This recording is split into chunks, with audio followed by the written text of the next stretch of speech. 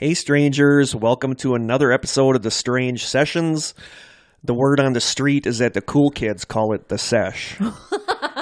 The sesh? The sesh. I'm not very cool because I didn't know that. As usual, I am Kurt, and I am joined by my illustrious and enigmatic co-host, Krista. Those are the two most commonly used words when You don't hear describing me. enigmatic. No, never.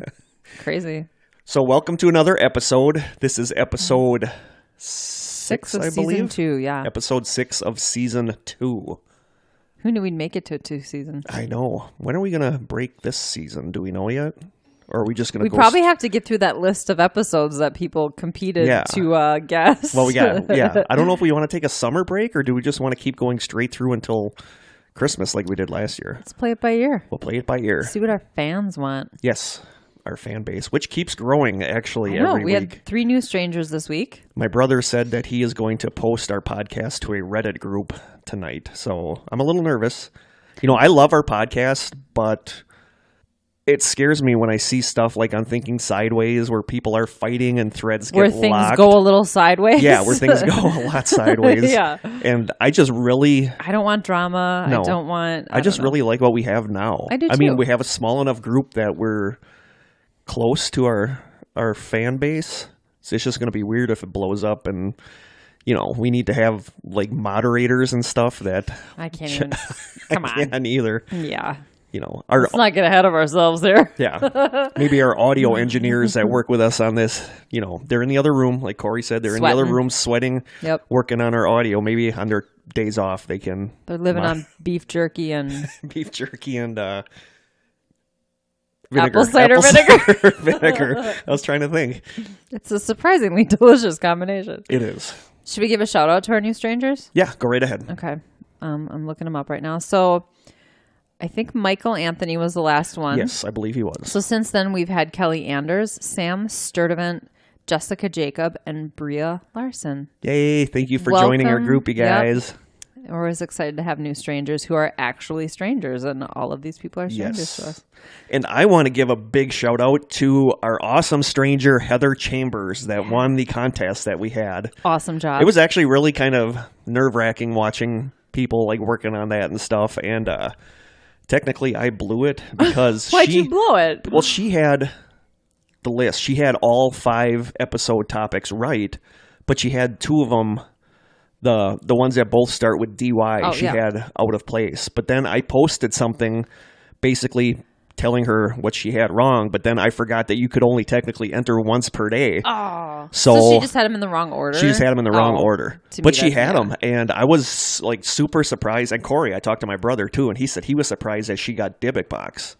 Yeah, because not a lot of people know what that is. No, that's not a really common one. Right. So she was the first one to get all 5 of them correct. So I just figured she got the $25 gift card. And she gave us a very nice shout out on Instagram. Yeah, she did. So thank you, Heather. And then we discovered that she cross stitches, and I'm just learning how. She is actually I think the manager of a cross stitching site called Stitchingly. Oh. And they provide tutorials, tools, and products for cross stitching. I'm gonna have to look at that. I've only done one project. I've tried it, and I just can't. I'm just not real good. I don't know what else to say. I did pretty good on my first project, but I just flat out sucked at it. I just wasn't good. You have to have the patience for it too. Yeah, I don't have patience. I'm not good with my hands. Not dexterous. No. But cool, it sounded like, I mean, she got stuff that she needed for cross-stitching from Amazon, so I'm super happy that's awesome. that the gift card came in handy for her. So nice. You did a great job, Heather. So thank you. And I chatted with her on Messenger, and she's just like super nice. Yeah. You know, we have such nice... We do. We have really nice fans. We have really nice fans. It's so weird to say that we have fans, actually. I know. We have this other podcast that Kurt's not a part of, but it's in the family called Paranormal Palaver, and I don't know, we were around much longer, and I can't even say that we had maybe 2 fans. You guys had a couple fans. You did. A couple. But, you know, this is different. I think we have something a little different. I got a funny feeling when you guys transition to your new topic that you're going to get a lot of people stumbling, because everybody loves true crime stuff. Yeah. So, yeah, I'm going to give another quick shout out. Jamie, who was on Area 51 episode. Was that the first season, right? Yes. He was a guest. Yep. He created the music for the Strange Sessions. And after he heard me say in the last episode that Jeff and Joe and I are trying to put together the True Crime Crew podcast, we're just waiting to put the music together. Jamie sent me a message one day and was like, so what do you need? And I was like, oh my God, seriously? Because I kind of wanted to ask him, but I also didn't want to put him on the spot like that. Yeah, because he was nice enough to do our music. Totally. So I what he came up with is just amazing. So I'm excited for people to hear it. And it's very cool. It sounds cool. like 50s. It's like a weird mixture of 50s Gumshoe and Twin Peaks. I call it Twin Peaks meets Law and Order. It's it's pretty cool. It's pretty perfect. So we're hopefully going to start production on that soon, but we're thinking about doing like a mass release of like the first season all at once, but we'll see what happens. So stay tuned. Do we have any? The only housekeeping I have is that I want to apologize because when I was editing the last episode, I noticed that I could hear me breathing while you were talking. Really? And I talk fast? Because sometimes when I'm editing, it seems like I talk really fast, especially when I'm reading. Huh. I'm kind of surprised that nobody has called me out on that yet. So I'm going to try slowing down, but I could totally hear me breathing into the microphone while Krista was talking. Was it like this? Yeah, it was like a obscene Creepy. phone call. So I got to get better at that. Interesting. That's the only real I've never housekeeping noticed I have. it, so That's the only real housekeeping I could think I've of. never People seem to really like our mini mysteries episode. Well, I think it's stuff that people know about. Yeah. Well, at least the air flight. Air flight. Lord. The airplane one. I really want to do it again, but I'm conflicted on if we should announce the topics beforehand. What I kind of Did we this time? No, we didn't. What I kind of wanted to do was to put like two pictures side by side that were hints at what the topic was. Like one would be like the silhouette of an arcade cabinet, and people could yours guess. could have been a plane. Mm-hmm. So maybe we'll do that for the next one. We'll give a hint of what the topic is. But now, if somebody's like interested in the video game Polybius, it's not going to show up if they do a search because we don't mention it in the. Oh right. So we'll work on that. But I really want to do that again because I have a couple more topics that I don't think would carry a whole episode. And also, we're working on merch. Yeah. We want to get some T-shirts and mugs and things like that. If people want to purchase them, that's awesome. But we'll be giving them away as prizes. Yeah, as prizes for contests too. Yep. So stay tuned for that as well. I think that's the only housekeeping we have. Yeah, I don't have anything else. No. Couple news stories that I copied and pasted into my notes. Okay. There's been a lot of UFO stuff lately. A lot of pilots seeing I UFOs think I did and see stuff. Some headlines. Yeah. So this article was in a paper just a couple days ago, actually. So the article says, a former B-1 bomber pilot who now works as a commercial aviator for American Airlines has spoken out about his recent UFO encounter over the Arizona desert. Okay. Blennis Green, his name is Blennis. Blennis. I double-checked that a couple times. Blennis Green and his co-pilot were flying an American Airlines Airbus over Arizona in February when they were told by Albuquerque-based air traffic controllers that a flight ahead of them had reported seeing a flying object not on radar. The controllers asked him to radio them if he saw anything similar. Whenever I hear Albuquerque-based air traffic controllers, I think of Breaking Bad. Oh, right? Yeah. Shortly afterwards, Green saw an object, according to recordings of his conversations with the controllers. And this was what he said. He said, "It's American 1095. Yeah, something just passed over us. I don't know what it was, but it was at least 2,000 or 3,000 feet above us. It passed right over the top of us." Green said that the object was very bright, but wasn't so bright that you can't look at it, and that it didn't look anything like an airplane. He noticed that the object was bright in areas where the sun was not reflecting off the metal. Normally, if you have an object and the sun is shining this way, the reflection would be on this side, but this was bright all the way around. It was so bright you couldn't even make out what shape it was, he said. How big? Does he say how big it is? No. With 20 years of flying experience, much of which was spent as a B-1 pilot in the U.S. Air Force, Green said he wasn't scared, but was extremely interested. He said, "I was just really fascinated by it, trying to figure out what it was because it was so out of the ordinary." Do you feel like in today's day and age where you can just go buy a drone at Walmart? That's the thing, Can they fly that high, though? But it had to be bigger than a drone, but a drone would show up on radar. Would it? I would assume so. Oh, maybe it would. But then there was also another story that showed up in a paper, and this is that article. Okay. It says, video of yet another claimed UFO sighting over North Carolina has hit YouTube. The video, shot at night, features a hovering V-shaped object illuminated by 6 lights. That's so common. I know. People have suggested some of the sightings are actually experimental military crafts, such as the TR-3 Black Manta or TR-3B, an anti-gravity spacecraft that hovers. Such theories seem plausible given the presence of Fort Bragg and Pope Air Force Base in eastern North Carolina. That's such a common shape, though, is that V shape? It is. And then this next part, I totally don't understand. So this is the next part in the article. It says, however, military.com says the craft, quote, doesn't exist officially. It uses highly pressured mercury accelerated by nuclear energy to produce a plasma that creates a field of anti-gravity around the ship. Conventional thrusters located at the tips of the craft allow it to perform all manner of rapid, high-speed maneuvers along all 3 axes. Interestingly, the plasma generated also reduces radar signature, so it'll be almost invisible on radar and remain undetected. This literally means that it can go to any country it likes without being detected by air traffic control or air defense systems. So I don't understand why they first say it doesn't officially exist, and then they go into how... Detail of how it works. Yeah, they go into details of how it works. What is that makes no sense to me. military.com? I don't know. Is that like some website ran by people who are military enthusiasts? I don't know. No, I just thought it was interesting that, you know, the second story mentions that it has this craft that won't be detected by air traffic control. And in the first story, they talk about how this craft that they saw didn't show up on the radar. Yeah, that's true. So it is interesting, but there's just so much UFO stuff lately. So yeah, those were 2 recent news stories that were interesting. Cool. And it's time for our question. Oh, yeah, that's right. Submitted How question. do I forget about this every time? I love it. I checked and we had like 12 questions, so you guys are obviously submitting stuff. Right. So can anybody else access that, or is it just people who know about it from our... Probably people that get that link from our site. Okay, you ready for today's question? I'm ready. We could do 2 depending on how... Okay. Today's question is, who does your hair? We know that was from Rhonda. Is that Rhonda? We know that's from Rhonda. Okay. So Kurt, who does your hair? Oh, I was gonna say, I think she's talking to you, Kurt. I get my hair done at a place called... Get your hair did. I get it did at a place called Carino Capelli in Sheboygan. Ashley is my stylist, and I've been going to her for like 10 years. Big fan. Awesome. I'm very protective of my hair, so I'm pretty choosy about who I go to. Kurt, who does your hair? I think I know who does your hair. You do. Wasn't she at our yes, that one investigation? My hair is done.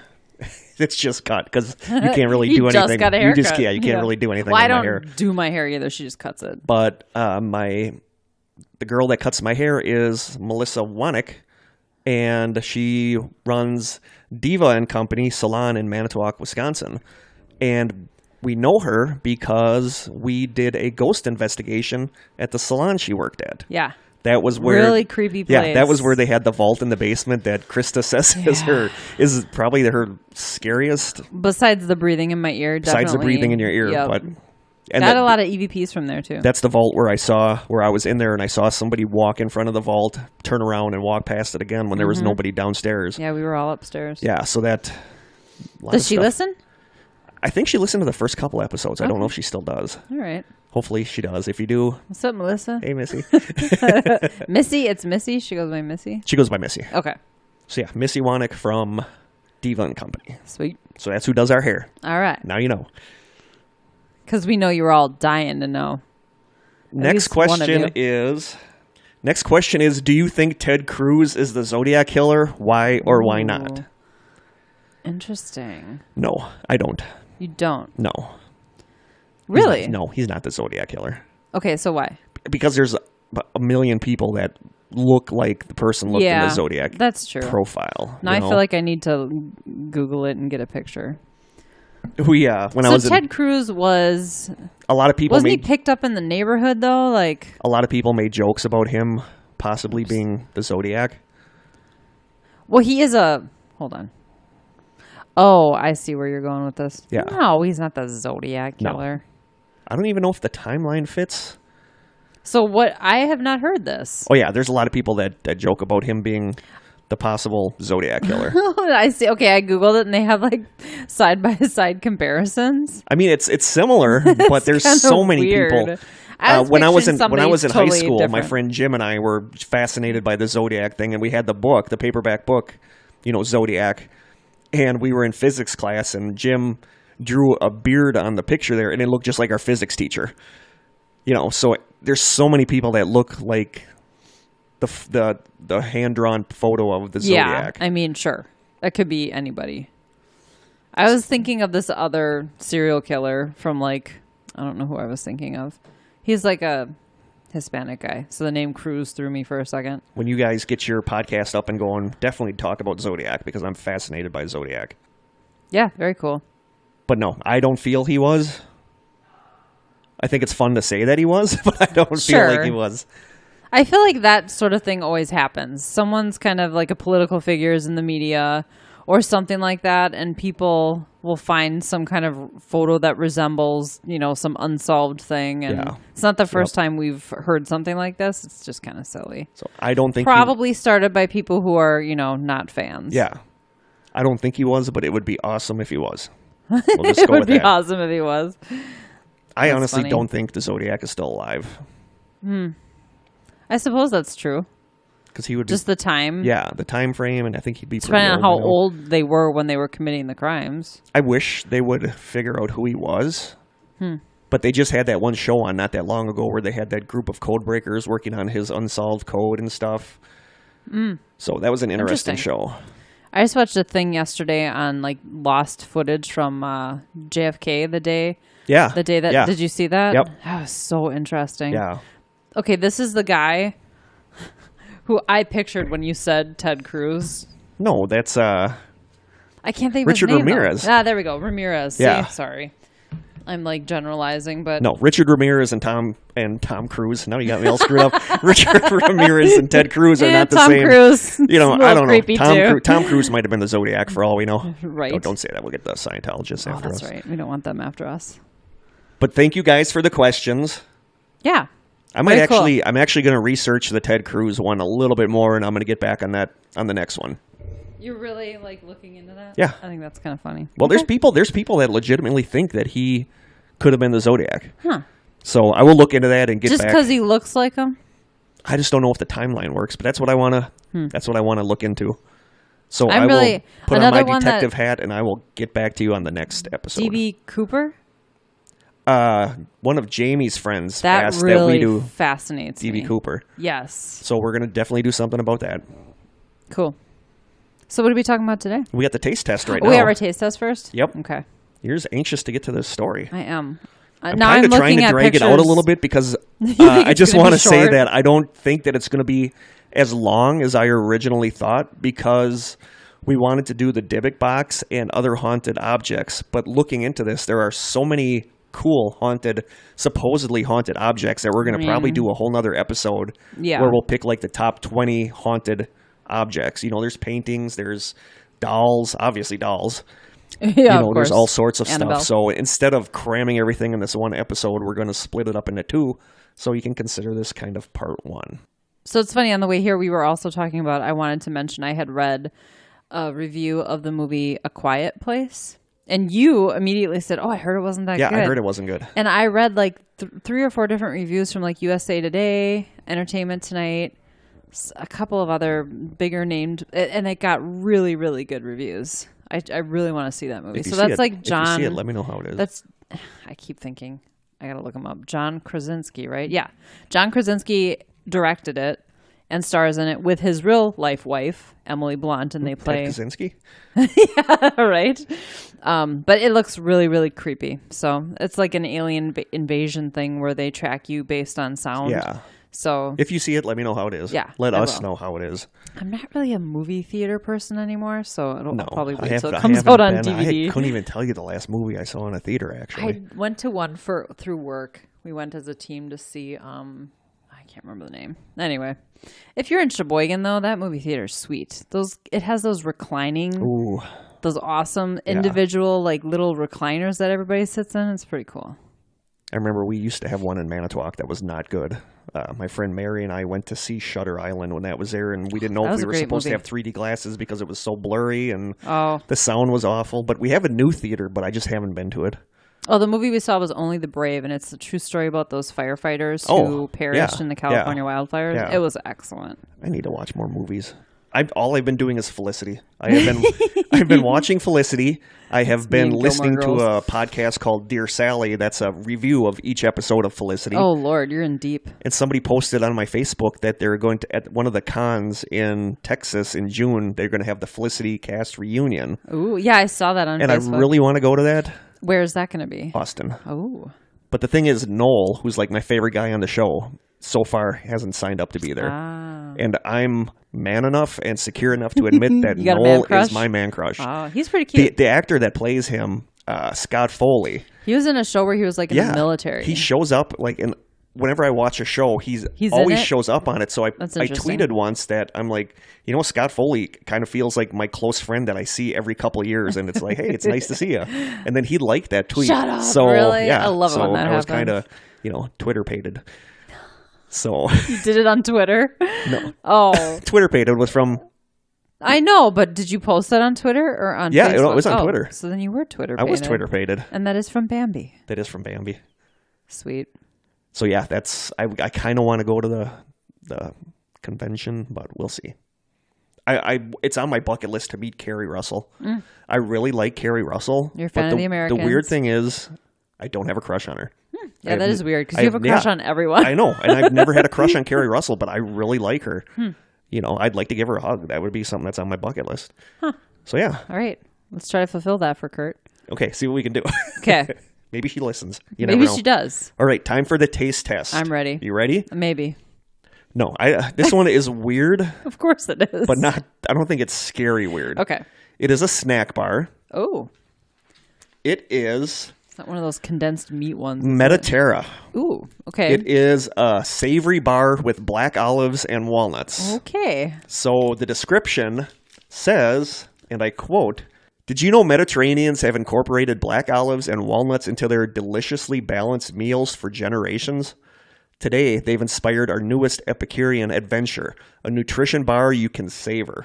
We've upped the artisanal ante with a drizzle of extra virgin olive oil, green peppers, pea crisps, and chives. Just a little taste of the Mediterranean diet's infinite wisdom, made to enjoy on the go." This is right up my alley. If you follow me on Instagram, I post food quite a bit, and I eat a ton of Mediterranean food. That's basically how I eat. Yes. Really? So you've never had this? No. I think one of my most recent posts, it said, I love Greek food. I think I was a Greek in a former life. So yeah, this is... Everything that's in there is stuff that I eat on a regular basis. This is a snack bar made with black olives and walnuts. All right. So it's going to be really good for our heart and skin. Yeah, we're going to see. You expect a snack bar to be sweet? Yeah, so that's why it's throwing me off a little bit. Yeah, we have to be prepared for the fact that it's not going to be sweet. I got one, so we're going to crack it in half. Is it hard or chewy? No, it's hard. That's weird. No, it's chewy. Oh, it's chewy. That's great. I'm going to sniff it first. So, you got to... I see quinoa. You got to take a picture. It's got quinoa in it, too. Oh, now it's really torn open. That's okay. I'll put it next to the wrapper so you can see what it looks like, too. Ooh, good thinking. Right? I ain't just a pretty face. No, you're more than just... That head of yours is more than just a hat rack. Okay, are you ready? Ready. Okay. Let's do this. Did you sniff it? It smells like... It doesn't smell savory. It smells sweet. It smells like guinea pig food. Oh, interesting. I've never smelled guinea pig food. Okay, let's go. It's actually pretty good. Mm-hmm. Oh, interesting. Mm-hmm. It's blander than I expected.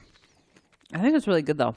It's good. I love walnuts and olives and quinoa. It's actually pretty good. I feel like it's bland. I expected more like olive tasting. Well, olives are really, vinegary and... It's actually really good. I love it. I would totally buy those. I don't know if I'd say I love it, but I like it. I do. All natural, non-GMO, gluten-free. 5 grams of protein and 5 grams of fiber. That's pretty awesome. It's actually pretty good. It's delicious. How annoying is it listening to us eat right now? Sorry, guys. It's got to be pretty annoying. We can't really edit that out because we're giving our critique while we're chewing. Okay, that's really good. Mm-hmm. Wow. I like that it's not overly sweet. No, I just think it's a little bland. I wish there was a little more of some taste. It's not bad. It's very nutty. It is very nutty. I like it a lot. But I expected more olives. This is a win. Peppers. I give it like a 9 for sure. Yeah, I'm gonna give it a 9. It was really good. That's delicious. It is good. I wouldn't say it's delicious. It's delicious. She doesn't know what she's talking about, folks. She loves Mediterranean food, though. I wish it gave like an ingredient list. There is one, but you got to fold that thing down. I see. I'm sure quinoa is on there because you can tell. You can taste. Yeah. Well, and you can see it. I mean, yeah, it's got all good stuff in it. Wow. Okay, I like that. That is a 9. Totally. That's delicious. Now I can check it out. I can kind of go for another one now. Me too. A half isn't quite enough. No. All right, Next that time was I a get win. to that store, I'll buy us some for snacks. Okay, sweet. Yeah. All right. Definitely a 9. Yep. We recommend it. The peanut butter and jelly soda is still the best thing I've tried this season. That was really good. I actually prefer this though because I'm not a soda drinker. Really? So, yep. Okay. Wow. All right. Sweet. Good job, Kurt. Thanks. Thanks for not grossing me out this week. No, we had some pretty decent ones. Yeah, we've been good. So next, and we might After the salmon bar, I was a little nervous. Yeah, the salmon bar was kind of the clunker of the season. Yeah. My friend Sophie said she was disappointed because she wanted it to be good. But in a future one, I might get another meat product from that company because I've had good stuff from them. Yeah, I just have too. The Epic brand? Yeah, just not the salmon bar. That was gross. We're doing a good job killing time. We're a half hour in already. Awesome. So now for the main story. Okay. I'm ready. As you saw in the contest, as you guys saw with the picture, tonight's topic is the Dybbuk Box and haunted objects. Yeah, I guess it won't be a surprise, at least for the next 5 episodes. No. Well, it's usually not, though. You usually post what we're going to talk about, don't you? I don't know if I'm going to do the guessing the topics again. Okay. Because I do like having it kind of a surprise. Mm-hmm. So we'll come up with some other kind of contest. But I had fun with that. So in 2001, a man named Kevin Mannis went to a garage sale in Portland, Oregon. Another Portland, Oregon, because that's where Polybius, the video game, was. Oh, right, yeah. A lot of weird stuff happens in Portland. I guess. Yeah. In 2001, a man named Kevin Mannis went to a garage sale in Portland, Oregon, where the family of a woman named Havela, I think that's her name. Havela. Her first name? Yeah. Okay. Havela. Havela. Havela. That's kind of cool. Where the family of a woman named Havela, who had recently passed away at the age of 103, were selling her things. He came across an old antique wine cabinet. According to the family, Havela had been born and raised in Poland, got married and started a family, but was sent to a Nazi concentration camp during World War II. According to some reports, her husband and 1 or 2 of her children were killed. Along with some other prisoners, she managed to escape and lived in Spain until the end of the war. Havela acquired the wine cabinet in Spain, and it was one of only 3 items the woman brought with her when she emigrated to the United States. Wow. Yeah.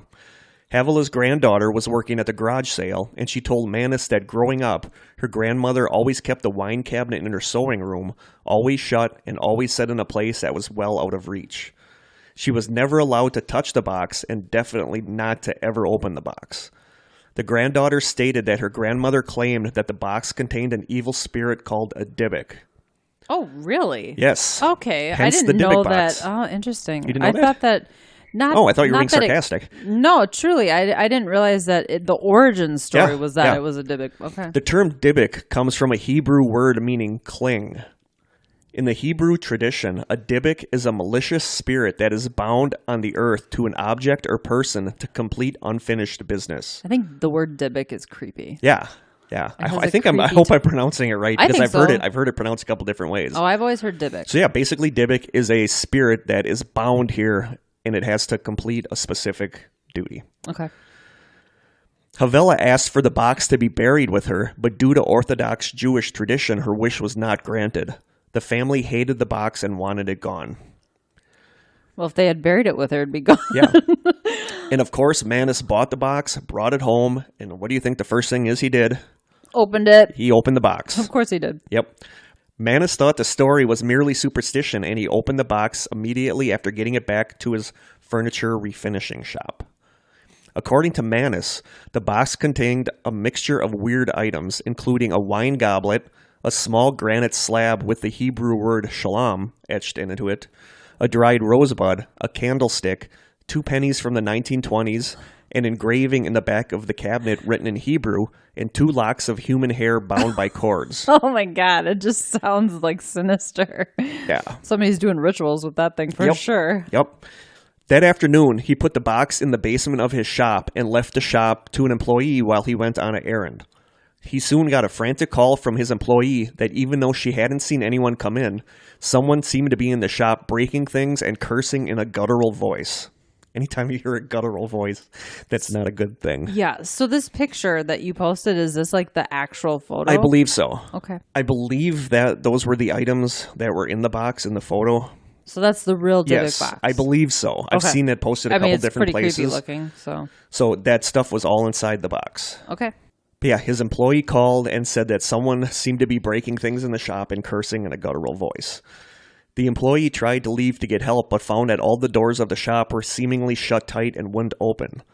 Manus returned to the shop to find the lights in the basement completely broken, objects strewn all over the floor, the room filled with the smell of both jasmine and cat urine.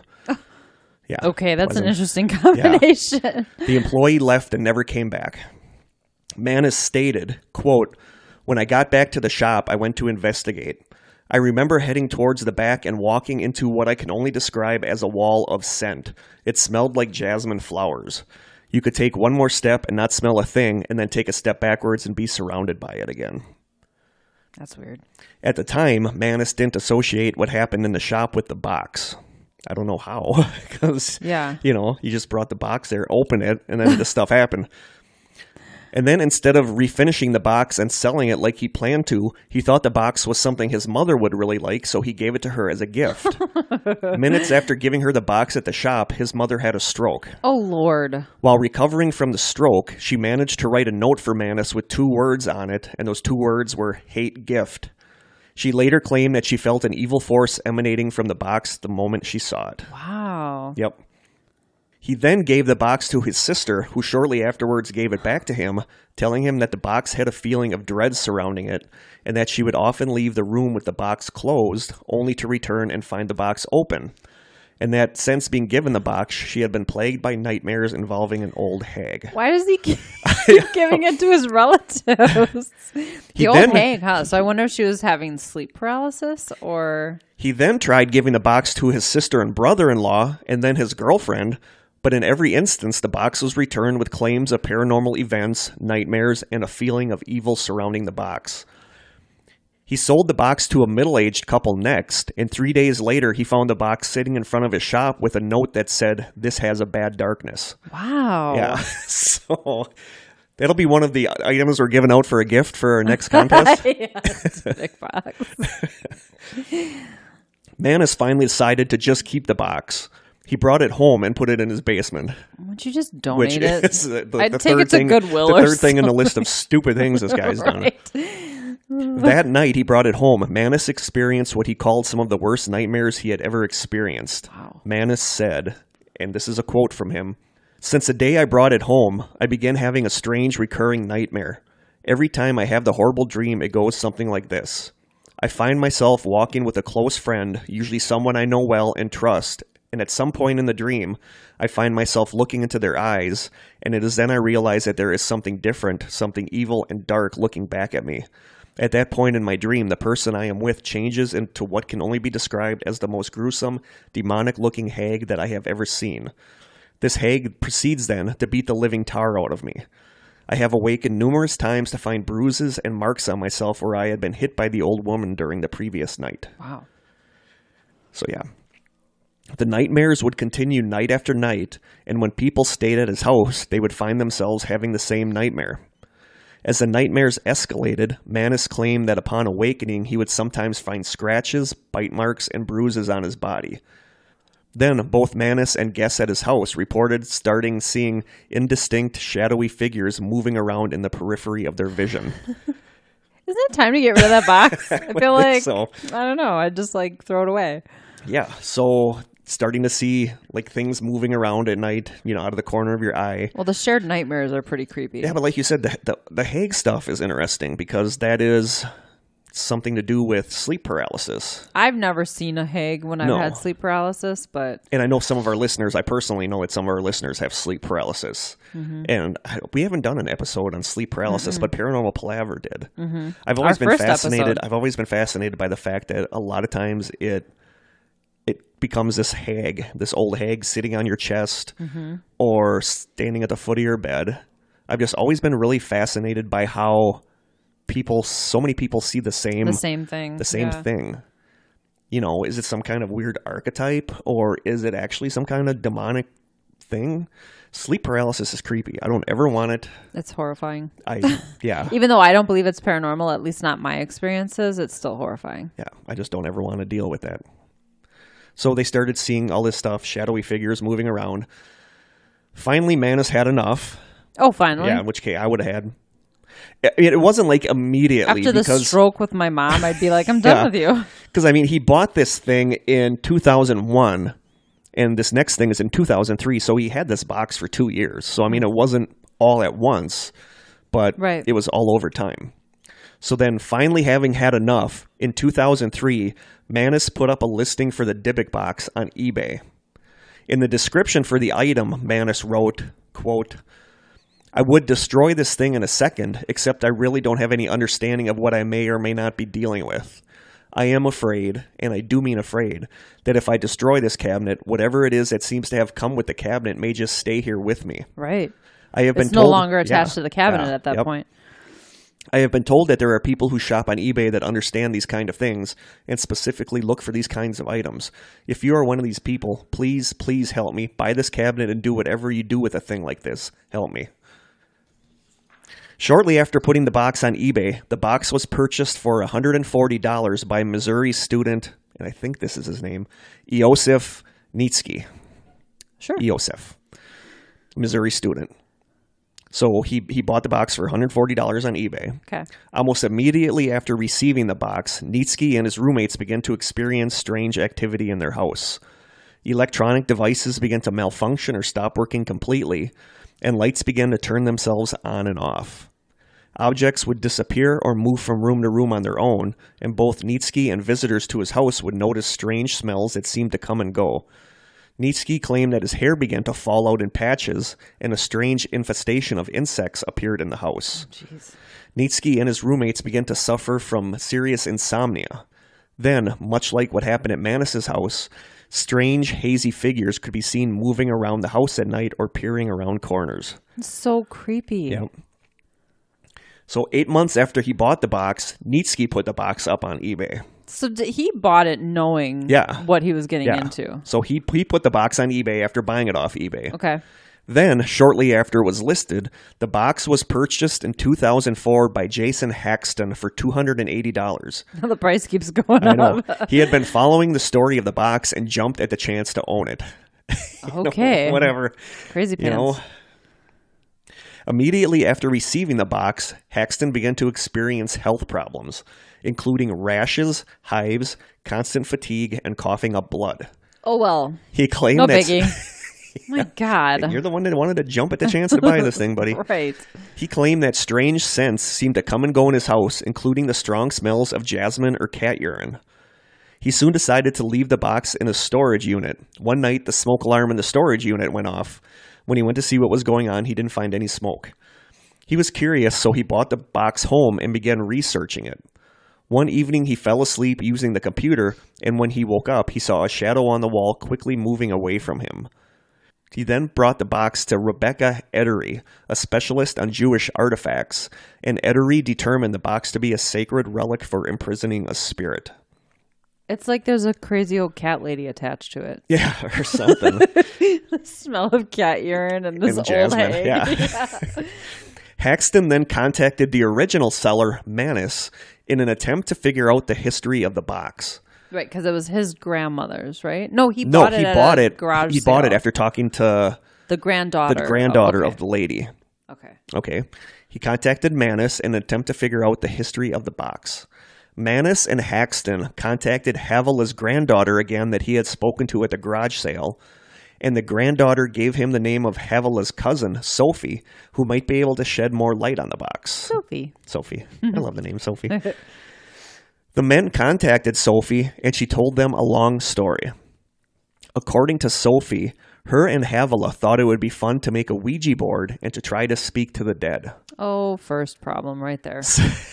Nothing good ever comes from a Ouija board, people. Especially a homemade one. Yeah, don't do it. To speak to the dead. Sophie said that the two girls managed to summon and manifest a spirit that they were finally able to trap inside the box. According to Sophie, the night that the girls summoned the spirit was November 9th, 1938, which was also known as Kristallnacht, or the Night of Broken Glass, where Nazis in Germany torched synagogues, vandalized Jewish homes, schools, and businesses, and killed hundreds of Jews. Jeez. Sophie then began apologizing and crying, and when Mannis asked her why she was so upset, she said because she felt that the spirit they had summoned had influenced the start of World War II. Oh my God. Yeah, so... I don't know about that, but... Yeah, but the fact, because Kristallnacht, the Night of Broken Glass or Night of Crystal, was a big precursor to what was to come, so it was just weird that the night that they summoned this creature was that night. Yeah. So I think because of that, she tied that with maybe possibility starting World War II with the demon or whatever, the demon or spirit starting I would say World War II. It's more likely that activity drew that spirit. Yeah, totally. Haxton took the box to several rabbis in an attempt to either cleanse the box or seal the spirit back inside the box, but nothing seemed to work. Haxton then hid the box in an undisclosed location where he said the spirit wouldn't bother anyone again. Haxton said, quote, "Being the caretaker of the Dybbuk Box for almost 7 years, I've experienced a range of thoughts and feelings about it and its effects. Each caretaker who has passed the Dybbuk Box on reports both relief and yet a sense of loss. All regret losing control of it. I decided not to act in haste and get rid of it like my predecessors. Instead, I've worked with scientists, Kabbalists, Wiccans, and those in the paranormal to diffuse the energy and put the artifact in a rest state. For the past several years, I've sealed it within an acacia wood ark lined in 24-karat gold. It has seemed to calm its effects." Interesting. He went on to say, "I personally believe that the box is somewhat neutral, neither evil nor good. I believe it was designed and equipped to move a person toward their innermost desire or wish. Of course, sometimes what a person wants is not always a good thing for them or others. The Dybbuk Box moves towards understanding and exposing the truth at the smallest level. Its original acting out against its early owners and others was a way of continuing to move towards the ultimate goal of its creator. Those not willing to move it forward received stronger assaults from it until they let loose the box so it could find someone who would fulfill its destiny and accomplish the goal or task it was given. Now the journey and its work is finished. As long as the Dybbuk Box remains contained with no one requesting anything more from it, it will stay in a neutral state." To me, that sounds a lot like the cube from the Hellraiser movies. Oh. If you know what I'm talking about. If any of you have seen any of the Hellraiser movies, like the puzzle cube with the puzzle box. But that kind of reminded me a lot about that. In 2011, Haxton published a book about his experiences called The Dybbuk Box, but since then he has refused to discuss or comment on the box. The story of the Dybbuk Box was often discussed on internet forums and Reddit threads, and the story reached many more people in 2012 when Sam Raimi's movie, The Possession, was released. And that talked about the Dybbuk Box. Okay. Then, in 2017, which was just last year, who do you think purchased the Dybbuk Box? Take a guess. Zach Bagans. In 2017, it was revealed that Zach Bagans, star of the show Ghost Adventures, purchased the box for a rumored large sum of money, and I read like tens of thousands of dollars. Well, and he has like a house that's supposed to be haunted, like a museum. Yep, he bought the box for a rumored large sum of money, and the box will be located at his haunted museum in Las Vegas, along with other items such as an actual mummy, Peggy the doll, Michael Jackson's death chair, several clown paintings done by serial killer John Wayne Gacy, Ed Kevorkian's suicide van, and Ed Gein's cauldron. Wow. So, yeah. He's got quite the collection. I heard there was a movie or something he was shooting too. Probably. According to Bagans, the Dybbuk Box won't be on public display, but if you want to see it, you have to be over 18 years old and you have to sign a waiver.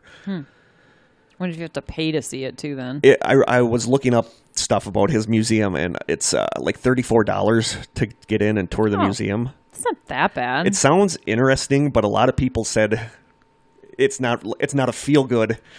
No. It's not a feel-good experience. If you're into that sort of thing. But if you're into the dark, that's serial like going killer, to the Lizzie haunted, Borden house, yeah, you know? Yeah. I read good reviews of it. People said they seemed to really enjoy it. But, you know. I'm not really into Vegas, but if I ever found myself there, I might go. If I was there, I would seriously go. You know, Ed Gein's cauldron is just kind of disturbing. You know, they said they believe that he cooked people in it. He was from Wisconsin, right? Yeah. Yeah. Yeah. Ed Gein was interesting. Yeah. To say the least. Didn't he wear people? Yeah, he skinned people and wore their skin. He had like a nipple necklace or something. He had a nipple necklace. He had lampshades made out of human flesh. Lord. So, yeah. And you could go see his cauldron if you want to, I guess. Skeptics believe that the story of the Dybbuk Box is just that, a story, and point to the fact that Kevin Mannis, the original buyer of the box, is a writer and an aspiring screenwriter. So the question remains, is it just an old wine box wrapped up in a mysterious urban legend, or is the Dybbuk Box an actual haunted or cursed artifact? And if it's just a box, then Zach Bagans threw away a lot of money. Tens of thousands of dollars on this thing. So that leads us to the question, can objects be haunted? Oh, I think so. Yeah, I mean, I totally think so. In recent years, there has been a fascination with haunted objects. I mean, a house is an object. Exactly. And that's exactly one of the quotes that I'm going to get to. Good call. In recent years, there has been fascination with haunted objects. Along with Zach Bagans, paranormal researcher John Zaffis has a collection of supposedly haunted objects, as do Ed and Lorraine Warren with one of the most famous haunted objects, the doll Annabelle. And the Zaffis, that family had a show. That show, yeah. In 2012, Zaffis said, "A lot of times you have to remember it's energy we are dealing with. And energy can attach to absolutely anything, glass, metal, stone, wood, and it will hold on to this energy. Understanding how an object becomes haunted is really no different to understanding how a building can be haunted. Both are cases of either residual or intelligent energy remaining after death. After all, what is a building if not simply a large object?" Yep. So, looking at if objects can be haunted, you can look at, the people who owned it in the past and cherished the object and loved it. You can look at the situations that an object was used or around. I mean, if it was used to kill somebody or if it was there when some tragic thing happened. The areas where it was placed before you got it. The residual energy that it would just pick up over the years. Residual energy could be absorbed from nearby arguments, emotional disputes, performed rituals, blood and sweat from building the thing, or traumas. So there's a lot of potential energy linked with objects. I've often wondered, we did a lot of investigations at a place in Stoughton called Elsing Secondhand Shop. Yes, I was going to discuss that. You're going to find a lot of antique stores and secondhand stores that are haunted. And it's the belief has always been, though, that Vicky and Phil, that the building is haunted because of the past. It used to be a brothel, somebody was sheriff killed there. Or someone fell out of a window and died. But hundreds of thousands of objects have come through that building and maybe have been there for many years. And who knows what could be attached to any of those things. Yeah, I mean, when you get and how do you narrow it down? That place is full of probably millions of things. If you go to a secondhand store and you buy like this old vase or an old glass, you have no idea. You don't. What try not to think about has happened around that object or what that object has done or what that object has meant to somebody. Right. So it's interesting. I've really never thought about whether or not objects can be haunted. Part of me doesn't believe it. Okay, so I think there could be an energy. I think there's an energy. Is there anything that you had in your old apartment that you didn't bring with you to your new apartment? No. Okay. No. The old stuff in my old apartment, I think, was attached to the apartment. Okay. Rather than me. because that's or an object in your apartment. Yeah, because that's why nothing has happened. Yeah. After I moved, but I brought everything, and everything there was located around the bathroom. Yeah. You know, and I didn't bring the toilet or anything like that. But you know, if somebody That'd died, be a little weird. If somebody, yeah, I'm taking the toilet. I'm taking with this me. toilet. I like this I've spent a lot of time here, and I feel a little attached. So I think it's more something tied to the actual location. But like you said, I mean, a apartment is a object that the spirit is attached to. Yeah. You know, so it's not really a huge jump to think that a smaller object could have something attached to it. Oh, I don't think so at all. So I think I've heard many stories over the years about objects that have attachments. Yeah, and there's a lot of them, but on the other hand, the thing is, if you want to sell something on eBay and crank up the price, you can make up a story about how it's haunted. Yeah. There's so many. I think crack.com had a article called like I found our new side gig. Yeah. Yeah. Crack.com had articles called something like the 6 haunted items on eBay I'm most skeptical about. So you can just see, you can find so much haunted stuff. But if I have, you know, a CD I want to sell, and I'll say, oh, sometimes a CD case opens and there's something attached to it, I can jack up the price $100 and somebody will buy it. Totally. You know, so it's just one of those things that you don't know if somebody's scamming you. You don't know if somebody's being legitimate. A lot of people suspect that this Dybbuk Box story is a hoax.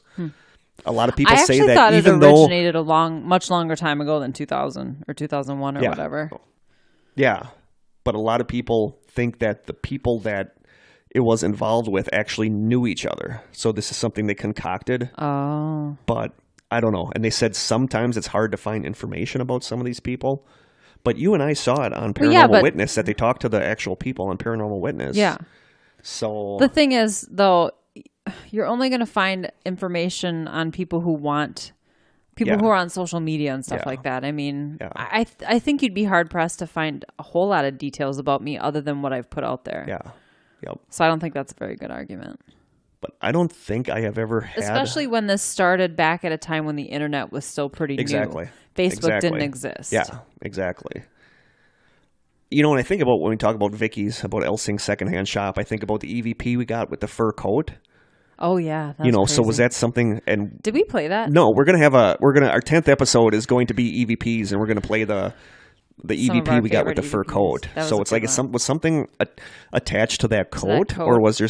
I think there was probably just something. Just an energy that was there in the shop. Yeah. You know, but I think it was the dowsing rods that led us back there, though. Yeah, but you think that every item that comes in there was somebody's item. Totally. You know, and if somebody had an attachment to that item and they died, maybe they stayed attached to that object. You feel like that place would be haunted as hell, though. I think it is haunted as hell. I think that's one of the few places we've done that I can honestly say it's haunted.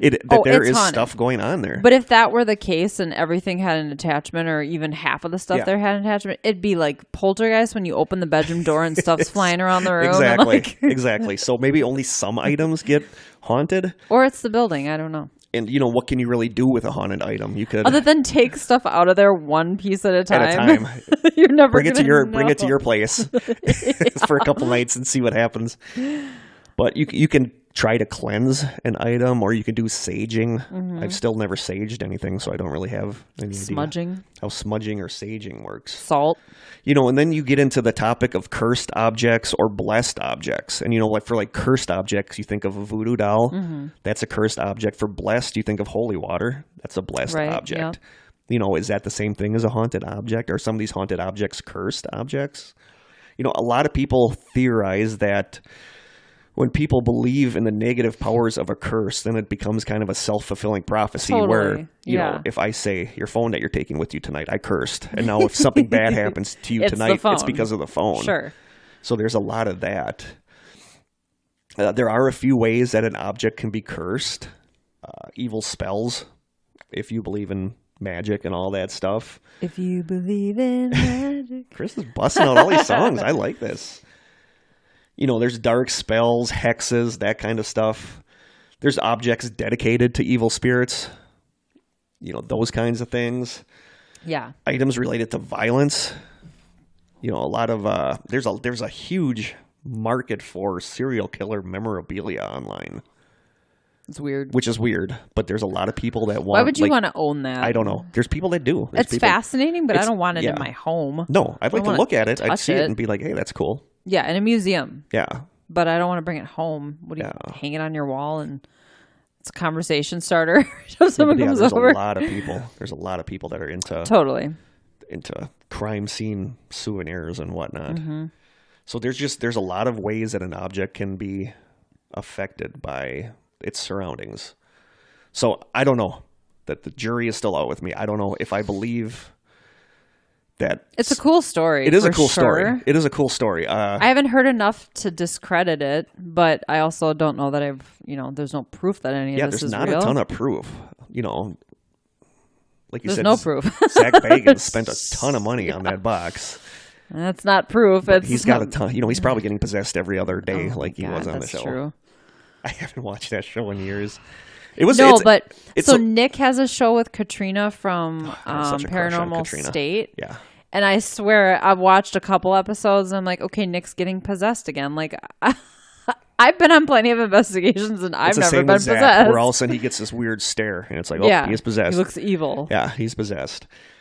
But I think that show was a lot like Ghost Hunters, where it started out with good intentions, but once people got the taste of fame and we have to perpetuate. We have to give proof. Mm-hmm. They start faking stuff, and I think that's kind of what that became too. Mm-hmm. And it sucks because I really liked the show at the start. I did. It was entertaining. Too.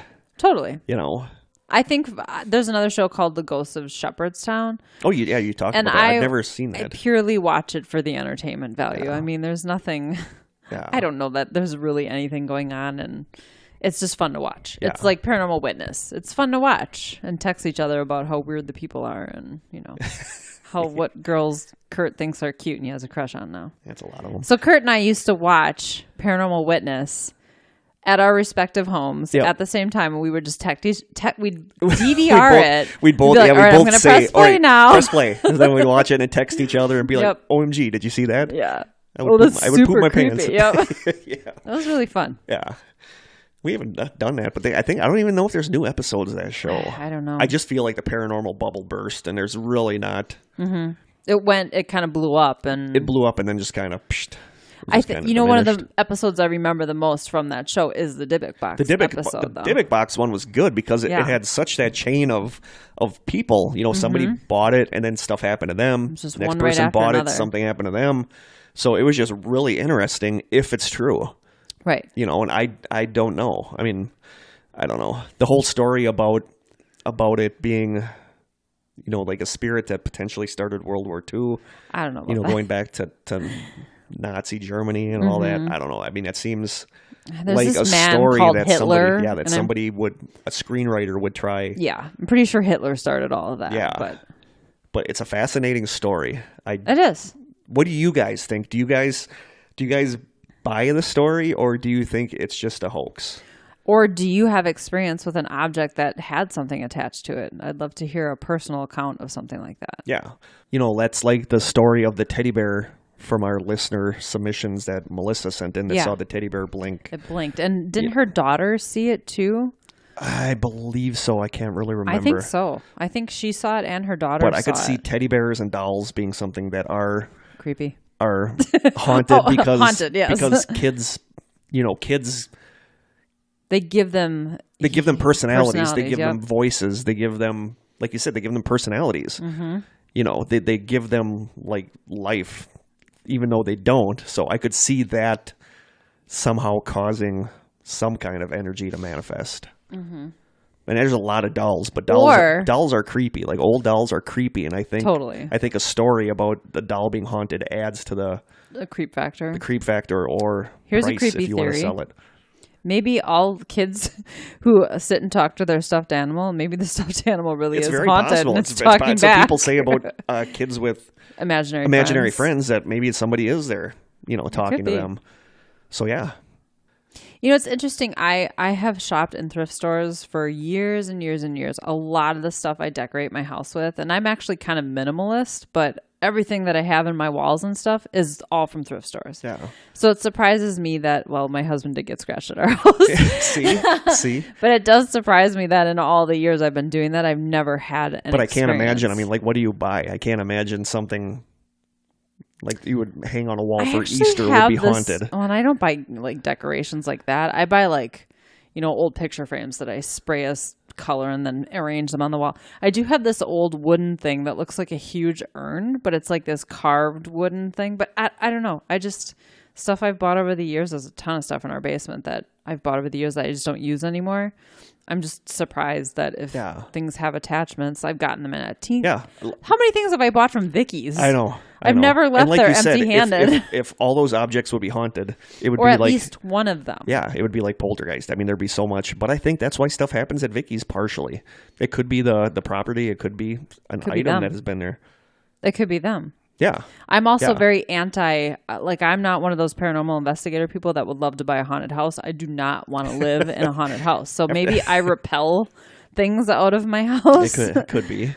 I have a barrier. I would like to find out how many antique stores or secondhand stores report paranormal activity. Like if Vicky didn't contact us because she was interested in it, nobody would have ever known. Right. They would have brushed it off. Yeah, it's I wonder how many people that own those kind of shops do brush it off and just they ignore don't think of it. Because or they don't notice it or they don't want to acknowledge it. Yeah, exactly. It could be. So yeah. So what do you guys think? Yay or nay on the Dybbuk box? Yay or nay on haunted items? Can objects be haunted and carry this with them regardless of who owns them? And if you have one, put it on eBay and Zach Bagans will pay tens of thousands of dollars for or you can send it to us. We won't pay tens of thousands of dollars, but we'll put it here in the studio and see. Yeah, because we think whatever was here at the school might be gone now because it has been it's very weird. Quiet. It's really weird because you and I used to get such a creeped out feeling in here, and now it's nothing. It's totally absolutely nothing.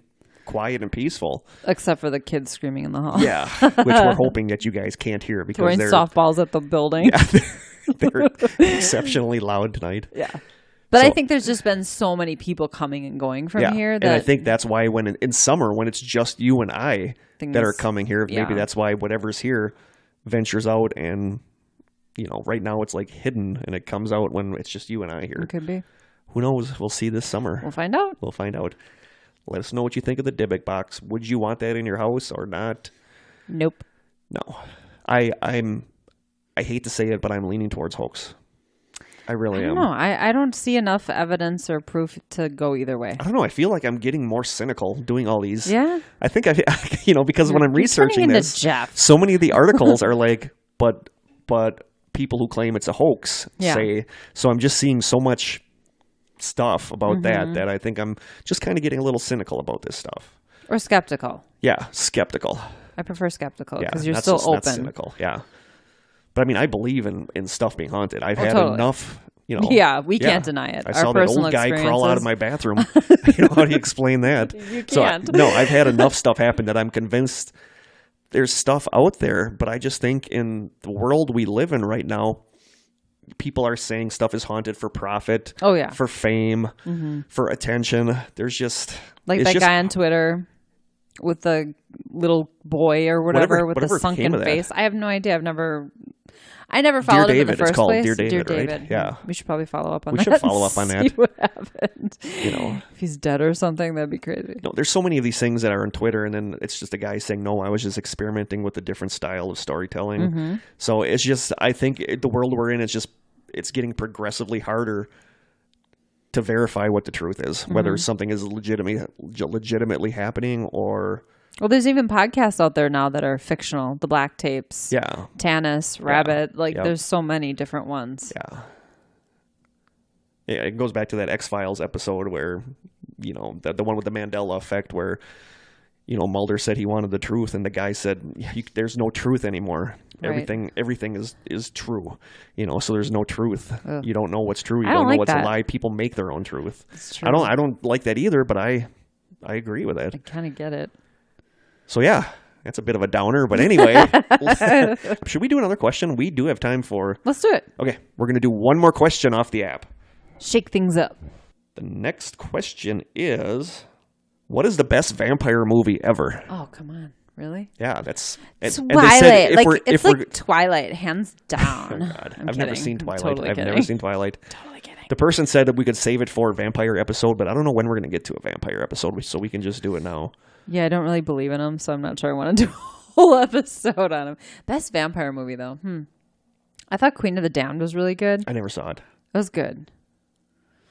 I mean, Interview with a Vampire or Interview with a Vampire, Mandela Effect. That's pretty good. Is that what you're going to pick? I don't know. I feel like I'm probably forgetting a whole bunch because I wasn't prepared. Hold on. Off the top of my head, I'm going to say the one, my favorite, my personal, I don't know if it's the best, but my personal favorite is The Lost Boys. Well, Dracula was amazing, too. Yeah. I'm a huge Winona Ryder. The Lost Boys is probably my favorite vampire movie. But I have to say my favorite vampire anything is going to be Buffy the Vampire Slayer because I love the show Buffy the Vampire Slayer. Yeah, that was a good show. Dracula, though, with Winona Ryder and Keanu Reeves, that was good, too. It was Nosferatu, if you're into, like, the old school. Yeah, that's just creepy as hell. Yeah, it's creepy as hell. So creepy. Yeah, I don't know. Part of me feels like the vampire stuff got played. It got played out. It went through, like, with the whole Twilight thing, yeah. Yeah. It definitely got played out. I like The Lost Boys. Well, what about, like, what are those movies with Kate Beckinsale? She's Underworld? a vampire. Yeah, Underworld. Those are good movies. Those are okay. I don't think of that, though, because that's, like, hybrids and werewolves and... I'm going with Lost Boys. I really like the movie really Lost good. Boys. Good soundtrack, too. But Corey Buffy Haim. the Vampire Slayer TV show, not the movie. I liked Vampire Diaries, too. I will admit it. I didn't watch that. I'll admit it. I ain't scared. So, yeah. Thank you for the question. Yeah, that was a good one. Now I'm going to be thinking more about the vampire stuff because I'm sure we're forgetting stuff. Well, I'm looking at a bunch right here. What was that? From Dusk Till Dawn? Was that vampires? That's like a weird... That's Quentin Tarantino. Yeah, but wasn't that vampires? I thought it was a terrible movie. Yeah, it is vampires, and I thought it wasn't there's terrible. Blade. Isn't Blade a vampire movie? Yeah. I don't think it was Not terrible. Blade. I don't think Blade. it was a great movie, but I don't think From Dusk Till Dawn was terrible. I love Quentin Tarantino, and I do not like that movie. Did you ever see Let the Right One In? Yeah, that was a really good one. That was a vampire. Oh, yeah. I saw the original. I saw the original one. I did not see the remake, the American remake. I saw the remake, and it was really good. The original was really good. Okay. Was it like a foreign film? Yeah. I thought that was good. I wouldn't have even thought of that. I'm still going with Lost Boys. Lost Boys was good. Lost Boys was good. 100 best vampire movies. Oh, here we go. We got The Keep. That's 1983. Oh, God, there's so many. The Sweet Blood of Jesus.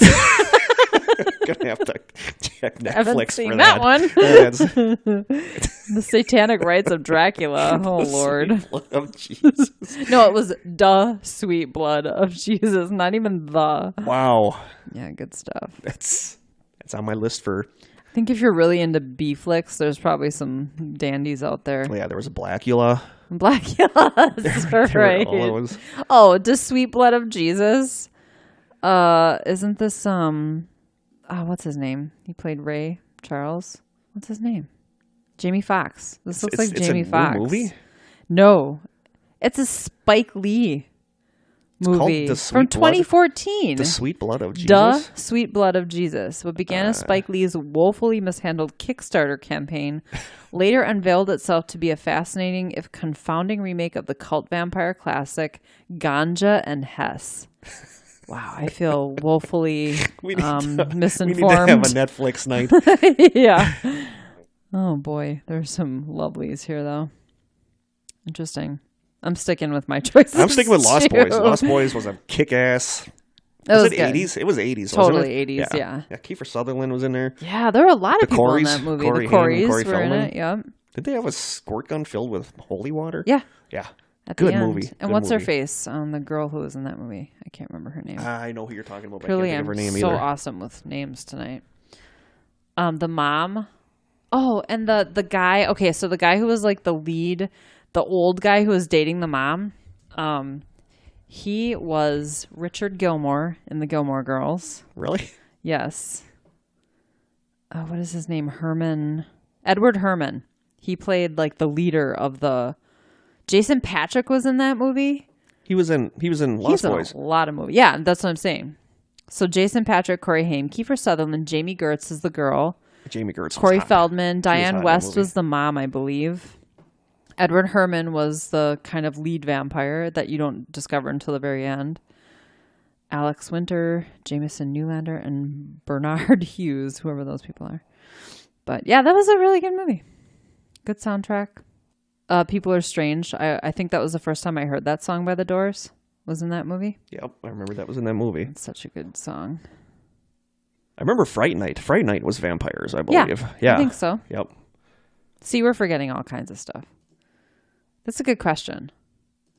Still sticking with Lost Boys and Buffy the Vampire Slayer TV show. Dracula, Lost Boys. I didn't think Dracula was that good. I thought it was kind of overrated. I just love Winona Ryder, so I'm just a fan, I guess. She was That's fair. Gorgeous in that movie. That's fair. And Gary Oldman is phenomenal, and he was in that movie. Maybe I'll have to see that. He's an amazing actor. I'll have to see that and that The Blood of Jesus. The Blood of Jesus. We're gonna have to. Or its original movie, Ganja and Hess. We got a lot of movies on our list to watch. Yeah. They're sort of at the bottom of my list, but that's okay. We should watch them live and then podcast it. It could be like Mystery Science Theater 3000. Oh, man, I used to love that show. I tried watching it again, and I can't do it. Really? Yeah, I don't find it nearly as funny as I did when I was in my 20s. It's still one of the best shows ever. Oh, talking about Ganja and Hess. Yeah, that probably helped when I was in my 20s. On that note, thank you for the question. Yeah. We're going to send us more because now I think we're down to, 7 or 8 questions left?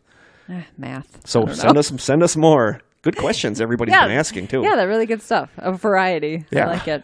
So that's it for this episode. Thank you for listening.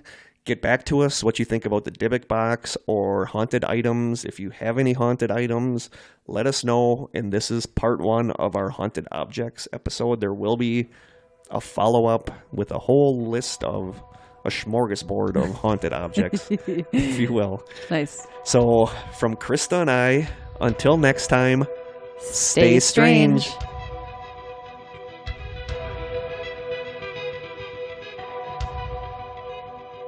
This has been an Old School Media production, executive produced by Kurt Konechny. For more information and content, please visit strangesessions.com.